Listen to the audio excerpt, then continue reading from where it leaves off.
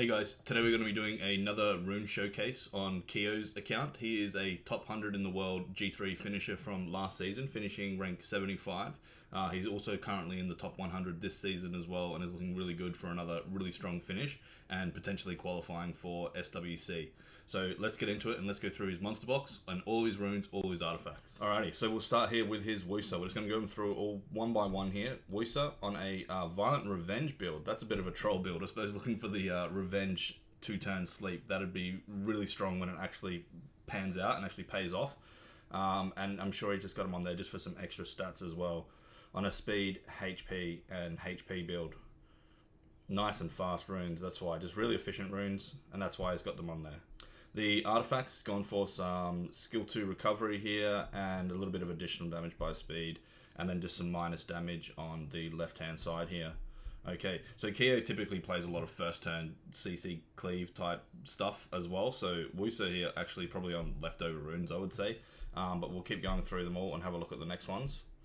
A Despair Will Samuth, nice and slow, but lots of crit damage, lots of attack here on an attack, crit damage, and attack build.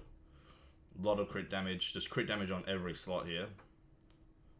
Really, really nice, really nice. Bit of a nuke Samuth here, and then he's gone for the attack proportional to lost HP, mainly on this one here, with a little bit of skill 3 crit damage as well, and then some more attack proportional to lost HP. So he's actually got, what's that total? 82% attack proportional to lost HP across the two, which is really strong on Samuth. Obviously, when he gets killed and he revives, he has very low health, so this will up his attack a fair amount and help him basically one-shot the enemy team that's left on the field.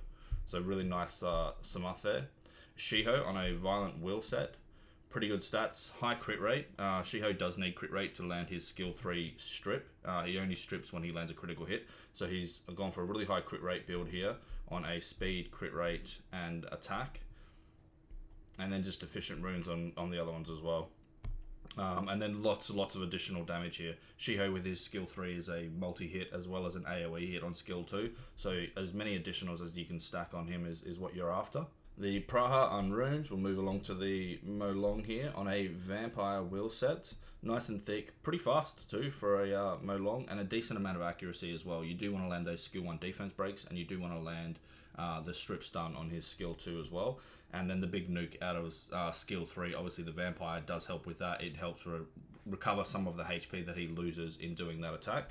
On a speed, HP, a 5-star rune here, but just look at that, it's so fast. So he's obviously opted for sacrificing a little bit of HP here. I'd say this is just for speed tuning purposes, and going for this really fast. It's an ancient, but it's a 5-star rune. So this just goes to show, sometimes even like top 100 players in the world here are using 5-star runes on some of their units. Molong, again, probably isn't one that he would use super often. However, it's just there when it needs to be in filling that role, and sometimes when it's that sort of a unit, when it's a bit of a niche unit, you can sacrifice some stats for the fact of having the better unit there in the role, as long as it's speed tuned. And then on a HP slot 6 as well, and then yeah, just nice and thick,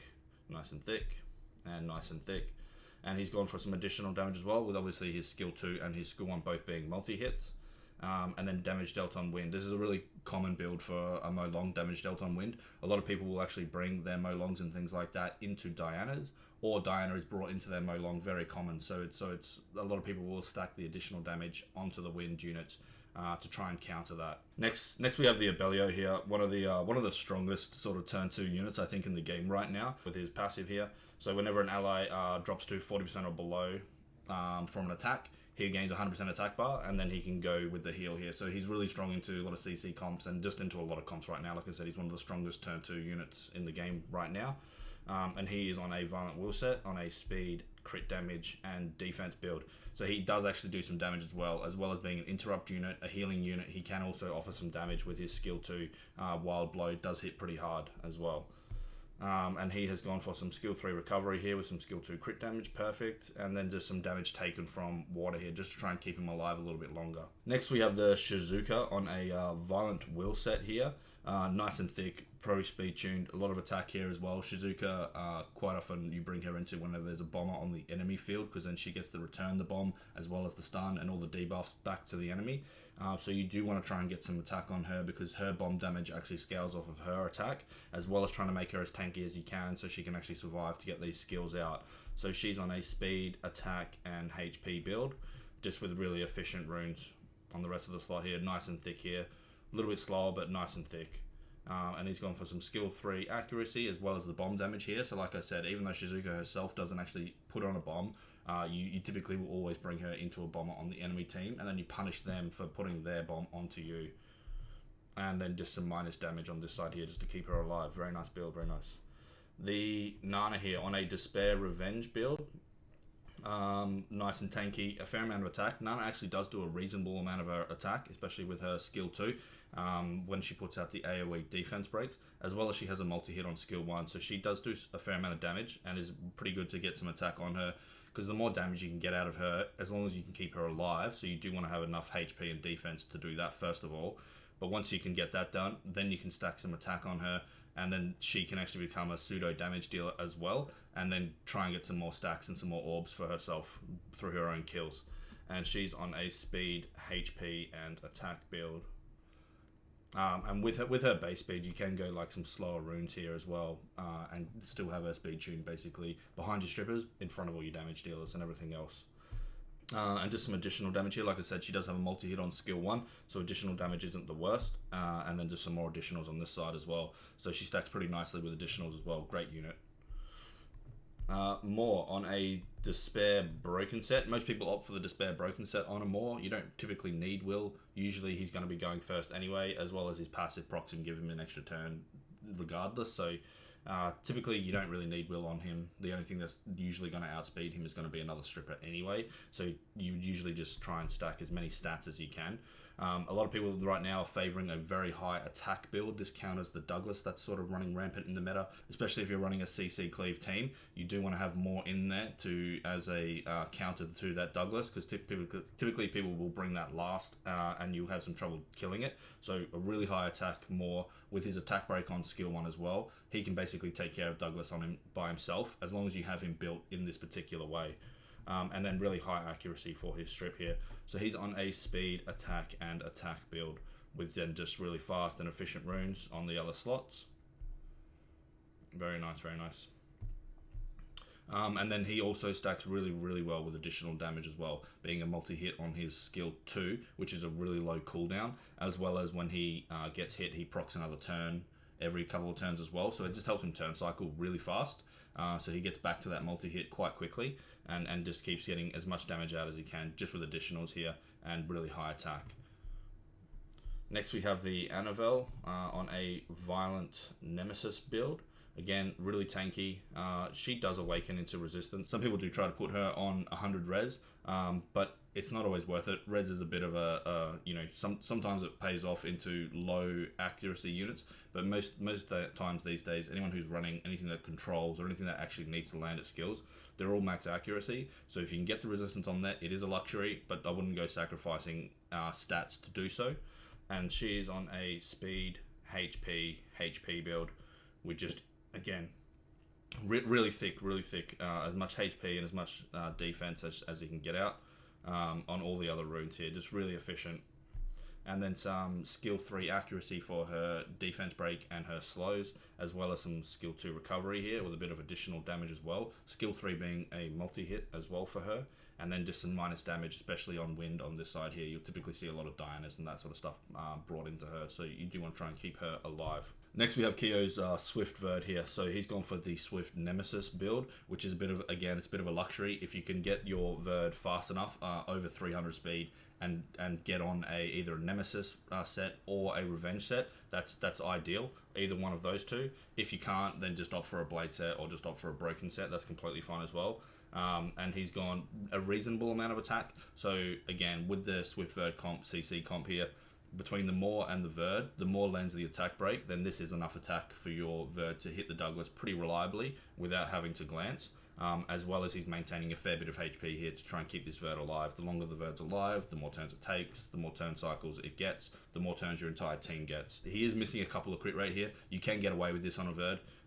His skill 2 actually gives him an extra 30 crit rate bonus as well. So whenever he uses skill 2, which is on a 2-turn cooldown, so every second turn, he's guaranteed to get the crits anyway.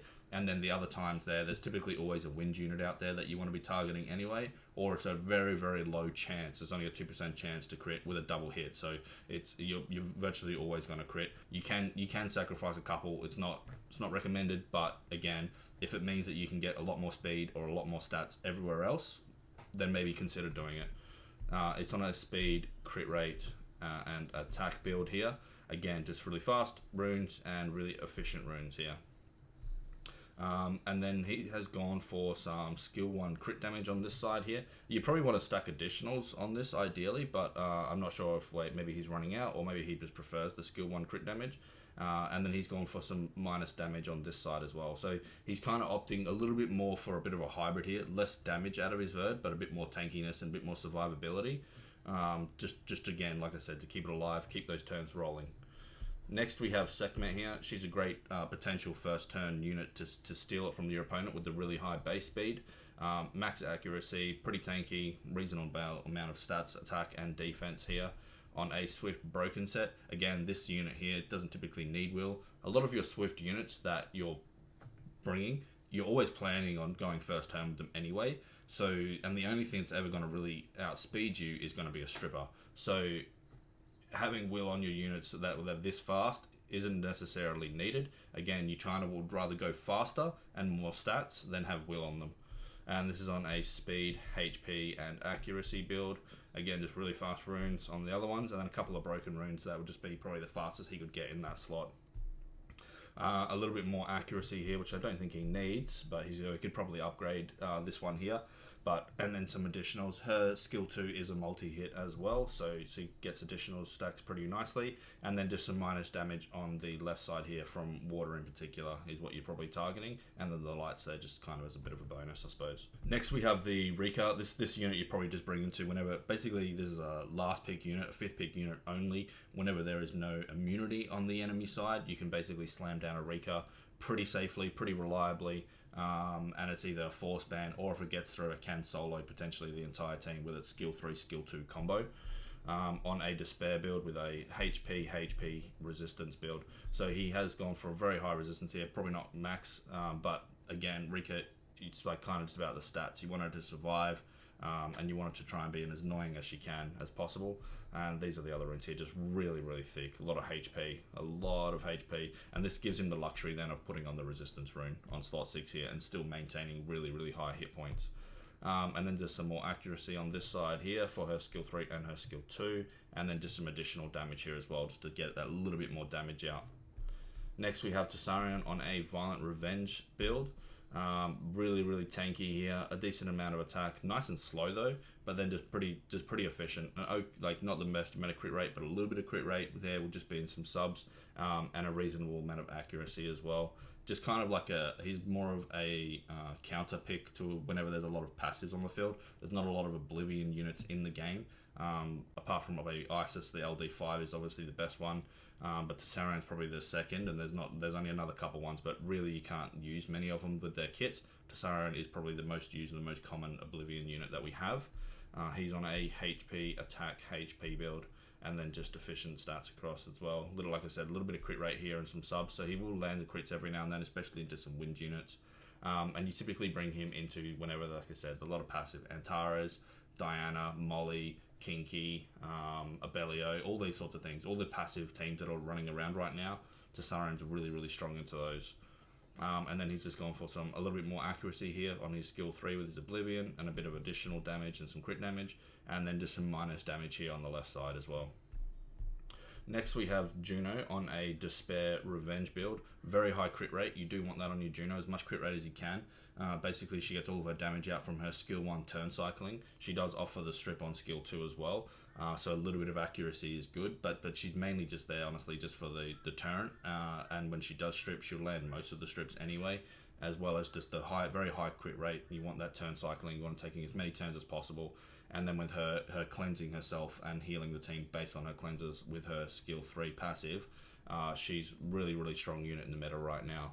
And she's on a speed, crit rate, and HP build.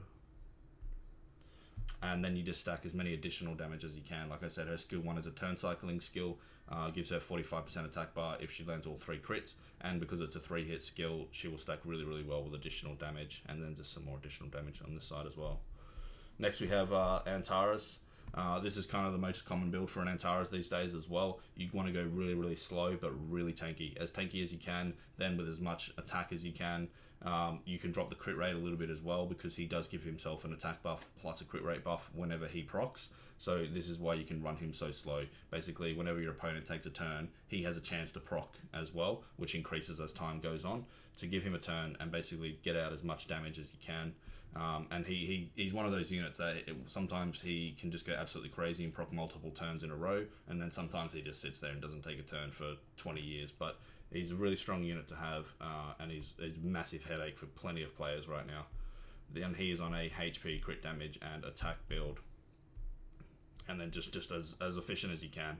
As efficient as you can, virtually without any speed. As much HP, attack, defense, enough crit rate, and then as much crit damage after that as you can get. And he's just gone for the attack up effect here as well. Like I said, he does give himself the self attack buff whenever he procs, and then just some minus damage from water on this side just to keep him alive a little bit longer. Next we have his Chiwu. Chiwu's the sort of first turn potential stripper pushback unit here. He does have some other ones we'll get to in a bit that are a bit better than Chiwu sort of for that role. So I think this is on a bit of a leftover-ish set for him as well. Not his best Swift set. But it is on a speed, HP, and flat defense. Again, it just with Chiwu, typically Chiwu you put down when you are needing to take first turn, and if you don't take first turn when you bring Chiwu, you typically lose the match anyway. So as much speed as you can, and then whatever stats you can get after that, that's the luxury. And then just fast here, as fast as he's got. He's gone for some more skill 3 accuracy here with his strip, so that puts him at 80% accuracy for the skill 3 strip pushback, which is not bad, pretty close to max. And then some minus damage on this side as well, and a little bit of additional damage. Next we have the Fire Ryu on a Vampire Will set here. Really high attack. You want as much attack as possible. With the attack, he has an increased chance of the enemy to glance up to 50%, depending on how big the gap is between your attack and their attack. So that's why you want to get as much as you can. And then after that, he revenges a lot as well, so you don't need a lot of speed on him. You do want a little bit tanky. I've seen some running around with like 7,000 HP or something like that. That's too low. You want to have at least 10,000, ideally as close to 15,000 I find as possible. But if you have this much attack, you can sort of drop the HP a little bit. And then good crit rate and some crit damage as well. So he's on a attack, crit damage, attack build. And then just some good tanky stats, crit rate on the others. So he has gone for life drain here as well to help, and some skill 1 recovery to help him heal himself back up, as well as some skill 1 crit damage here. You probably want to go for skill 2 crit damage. He hits with his skill 2 when he revenges, not this, and then can potentially proc into the skill 1. But the skill 2 is a guarantee. But this is just efficient with the rest of the substats here as well. And then on this side here, he's gone minus damage from wind and minus damage from water here, just to try and keep him alive, and a little bit more life drain as well. Next we have the Kaki on a Violent Will set as well. This is actually nice and slow. I don't know why he's got it this slow. Potentially he's bringing it into things like the Leo Ragdoll comps, in which case if he's leaving the Leo in, you don't need a lot of speed on him anyway. And he is on a attack build. A lot of damage here. Not fully grinded, so he probably doesn't bring this too often then if he hasn't fully grinded this one out. But it's just there, I think, as one of those niche counter picks, just in case. And then he's gone for some skill 1 recovery and some skill 1 accuracy here for the defense breaks, and then just some attack proportional to lost HP and a bit of, a few stuff that kind of would help him out in certain situations on the left here. Next we have the Joe Gunn on a Despair will set. I think this is one of his better Despair will sets. Obviously being plus 182 is pretty fast for a Despair will set. Pretty tanky with a decent amount of HP and good amount of accuracy there as well. So on a speed, flat HP, and HP. So even on a flat HP, he's still got a reasonable amount of HP there. And again, this being a first turn unit stripper, it's just about getting that speed. So it's all about being speed tuned here, and is sacrificing some stats in just for the tuning and increasing the speed of his entire monster box as a result. And then a really fast one up here. That's actually really nice.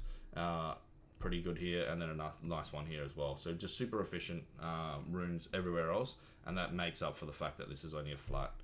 A little bit more accuracy here, so this does put him at the max accuracy for his skill 3 and nearly max accuracy for his skill 2 scroll trap, and then just some additional damage with a little bit of minus from water on this side.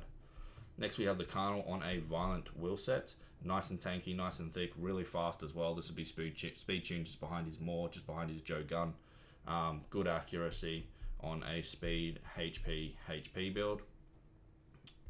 Pretty efficient on all these as well. And he stacks really well with additional damage as well, both skill 3 and skill 2 being multi-hits, and turn cycling, self-rotating as well, with a bit of absorb, and then just additionals on this side. Next we have John on a violent will set as well. Pretty tanky there actually, with plus 17k HP. That's pretty good for a bomber. You do want to try and keep him alive with still having pretty good attack as well, plus 1700. So his bombs will do a fair amount of damage as it is, while still being tanky on a speed, attack build. And then he's just got a lot of HP in subs and good defense in subs here as well. Extra skill 3 accuracy here to land his bombs with some bomb damage, and then just some minus damage from water. So Kia's opted for a lot of minus damage on the left hand side here that we're seeing, to try and keep his units alive a lot longer, and then tries to get his extra damage out with his right side artifact. So yeah, with the extra accuracy there, 19%, that'll put him at 73. So again, it's not max accuracy, but in most situations it won't matter, and it's given him the ability to stack as many extra stats as he can. Next we have the Ethna on a Swift Nemesis build. Okay, not the fastest, but because of her base speed, it basically makes up for that. I think if we bring this sort of unit into things like whenever there's a Barbara down there, this will probably still outspeed most people with Barbaras anyway. Really high crit rate for its skill 2 turn cycling, as well as then just really efficient on the rest of them. So speed, crit rate, and attack, and then just some HP and subs, some attack and subs. And just efficient, basically, just to try and get as many stats as you can on it. And a lot of additional damage with both her skill 2 being a multi-hit and AoE multi-hit, and her skill 3 being a multi-hit as well. And then just some more additionals here. Next we have Charlotte on a Despair will set. So Despair will, nice and tanky, good amount of attack, not the highest amount of accuracy, which is typically not what you would see on this sort of unit. On a CC unit, you usually would run this at 85 accuracy. But she does have a multi-hit attack bar pushback on her skill 3, so she has multiple chances at landing it, and we'll have a look in a second. I'm sure he's probably got some skill 3 accuracy in the artifacts here as well. On a speed, attack, and HP build, and then just another really efficient fast runes on these as well. And there it is, so some skill 3 accuracy and some skill 2 accuracy as well. So the 17% will put her up to 61 accuracy. Again, probably not ideal. You would want a little bit more than that, I would say, but you can see down here he has some other CC units, so I don't know how often he actually brings Charlotte. It might just be on a bit of a leftover set anyway. Next we'll go to Ganny. He is on a Violent Will set, probably speed tuned as well, max accuracy -1 here, and then just nice and tanky, just your sort of typical Ganny build. He's really easy to build and tune because of his high base speed. You can put him on a lot slower leftover runes and he still works in the team just as fine. On a speed, HP, and accuracy build. And then some additional damage with him as well. So because he has max accuracy already, he doesn't need the accuracy in here, so he's gone for the additional damage. He does have a multi-hit on his skill 1, so additionals do work really well on him as well. Additionals work well on most things as long as they're multi-hitters, basically any of their skills. And then just some more additional damage on this side as well. Next we have the Xingzhe on a Violent Revenge build. Nice and tanky, reasonable amount of attack, good crit rate with a bit of crit damage as well, on a speed, crit damage, and attack build. And good efficient runes over here as well. So just basically all the stats that he's looking for here. They're not like super high rolls, but they're just what he's looking for. A bit of extra crit damage and some more additionals on this side, and then some minus damage on the left side here. Next we have the Jemaya on a Violent Nemesis build. This might be built kind of specifically for like a Gianna counter or something like that. If it's on the Nemesis build, so the Gianna puts a bomb on, uses her skill 3 to stun everybody, but because of the Nemesis on the Jemaya, it'll proc him and boost him in front of everyone, and then he can go for his skill 3 cleanse reset on everyone. On a speed, crit damage, and attack build. Again, I think these are kind of just like sort of leftover runes for Kyo that I probably wouldn't use too often. A little bit more crit damage on skill 2 here, and then just some minus damage from fire and a bit of additionals on the left side.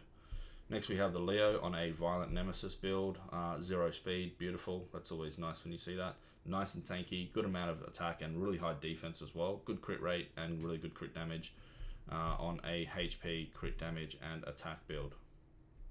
Again, not fully even grinded here, so he's got a little bit of room for some upgrades. And then just some additional damage, some own target crit damage, and then some minus damage on the left side here as well. Next we have the Savannah, on a Despair will set. Okay, so most people run their Savannahs on a Violent will set, but the Despair set is actually rising in popularity. She does have an AoE skill 3 as well.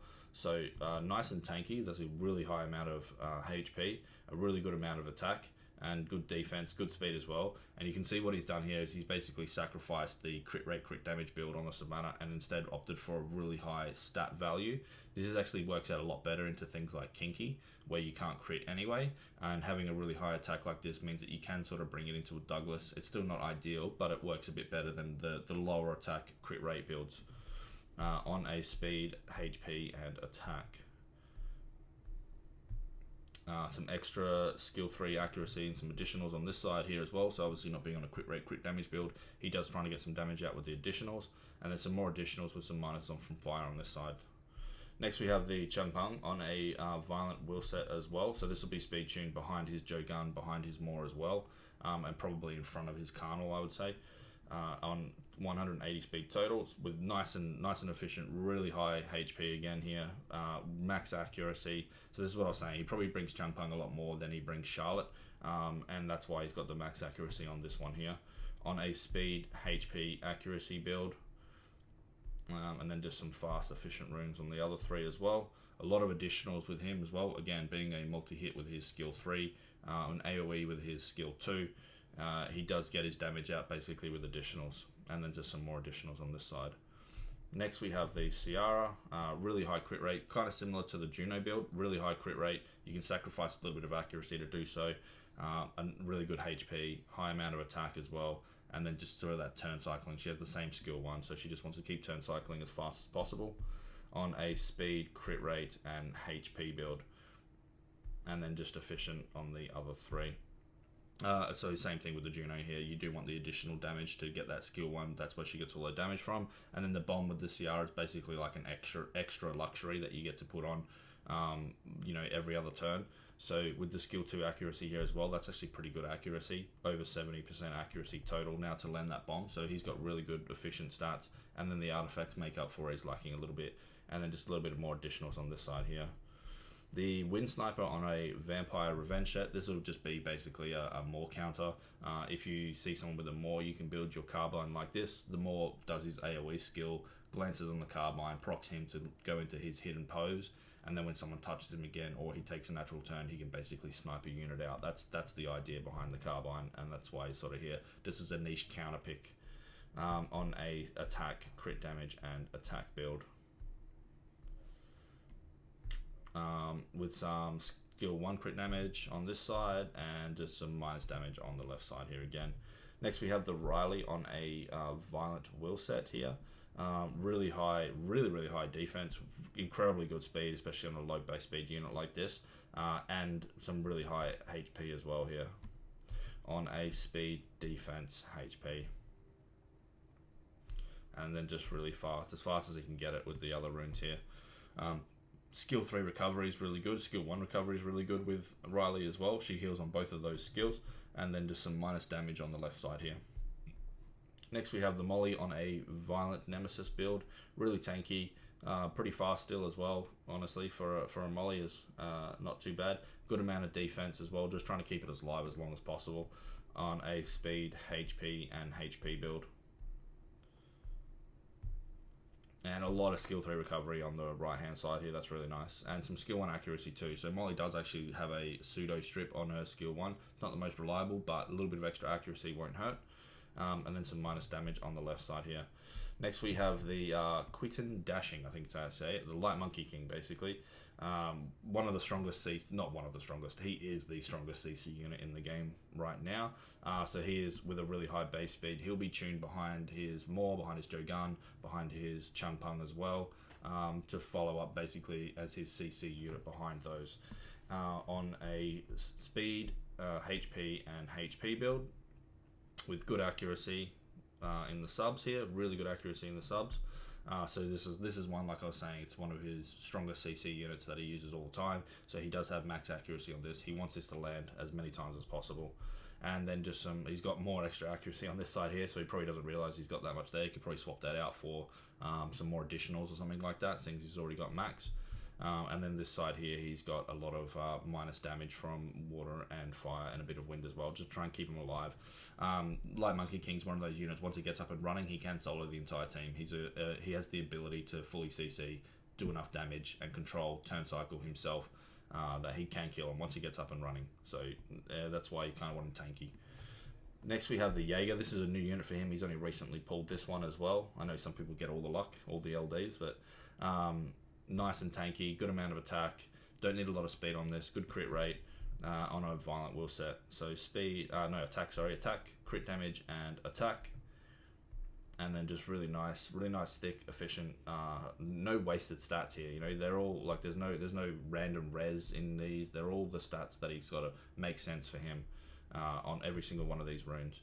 With some skill 1 crit damage, skill 2 crit damage on this side here, and then just some minus damage on the left side as well. Next we have the Icarus on a Swift Will set. So this isn't the ideal build, but again, this is just so he can have it in the monster box. Typically you'd want to put it on probably Violent. Some people run it on Despair too. But if you want to have a unit and you've run it out of runes on all the premium builds, you can just put a unit onto a Swift set and it'll be speed tuned that way. So you can use it in those situations where you do want to take it.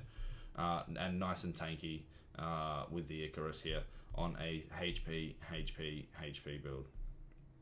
And then just efficient, runes. Because it's on a Swift set, you can use slower runes and opt for more stats instead. Some skill 2 recovery on the right side, and then just some minus damage on the other side here. Next we have the Leona on a Vampire Revenge set. Really, really efficient, super high defense here. Good amount of crit rate with crit damage. Good amount of HP as well. You can have it nice and slow. Typically you want to bring this into as a 5th pick only, whenever there's no defense breaks basically on the enemy side, and not like an crazy amount of CC as well. So she's very limited these days. There's been a lot of units that have come out recently that you've seen Leona basically power creep has caught up to her, so she's dropping off more and more. However, she is still a really, really strong last pick unit that in some matches, again, you just can't kill her. So she'll either you get the draw with her or you'll get the win with her. They just can never actually kill her with the shield she constantly keeps putting up on herself. And she is on a defense, crit damage, defense build. And then just some crit rate on and efficient stats on the others here, with some additional damage on the right side, and then some more additional damage on the left side here with a little bit of minus from the light as well. Next we have the Underwhite here. This is just be like an interrupting, annoying unit for when someone's trying to outspeed him and they're potentially off-world, one of those sorts of things. I don't think Kyo uses this very often, but it's just here in his monster box and runed ready to go just in case. On a speed, crit damage, and HP build. Again, he's missing some grinds, but these are the ancient grinds, which are sort of hard to come by. And then some skill 2 crit damage and a bit of additionals, and then some minus damage on this side.